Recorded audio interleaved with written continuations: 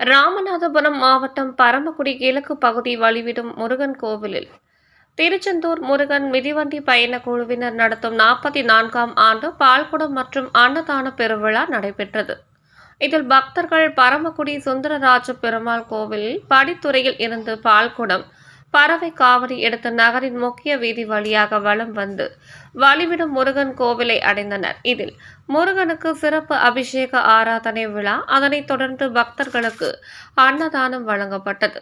மாலையில் பெண்கள் குத்துவிளக்கு பூஜையில் ஏராளமான பெண்கள் கலந்து கொண்டு சிறப்பு தரிசனம் செய்தனர். விழாவினை கிருஷ்ணமூர்த்தி அவர்கள் மிதிவண்டி பயண குழுவினரும் வெகு சிறப்பாக ஏற்பாடு செய்திருந்தனர். விளக்கு ஏற்றிட்டோம். விளக்கு ஏற்றதுக்கு அப்புறம் விளக்கு அகவல் பாடல்